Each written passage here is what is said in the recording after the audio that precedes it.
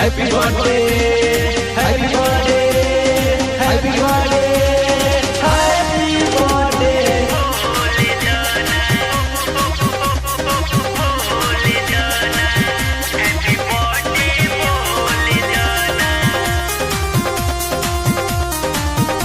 Happy birthday Sandeep भैया, love you, जन्मदिन मुबारक हो।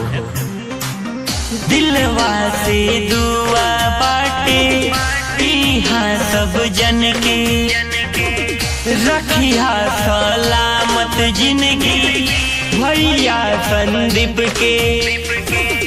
दिलवा से दुआ बाटे इहाँ सब जन के, रखिया सलामत जिंदगी भैया संदीप के। दिलवा के अपन खोल दाना, हैप्पी बर्थडे आज तू बोल दाना, हैप्पी बर्थडे बोल दाना तू, हैप्पी बर्थडे आज बोल दाना, हैप्पी बर्थडे बोल दाना।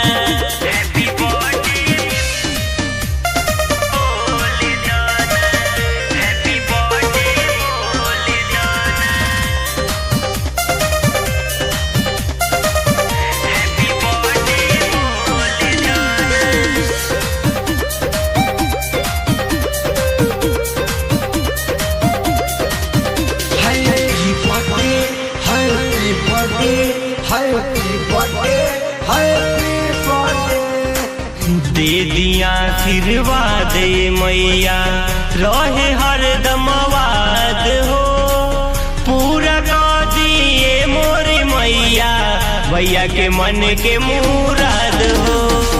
दे दिया आशीर्वाद मैया, रहे हरदम आबाद हो, पूरा कर दिए मोरे मैया, भैया के मन के मुराद हो।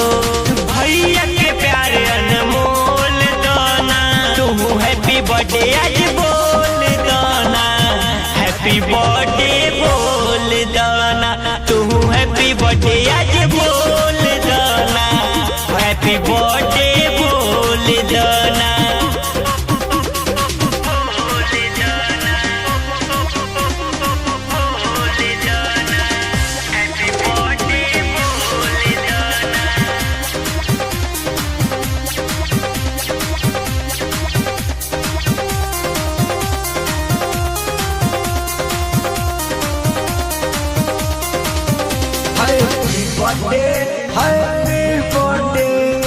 रोहित रोशन लाल कहेले जिया हजारों साल हो, दुख न कबो देखा तू रह तू खुशहाल हो।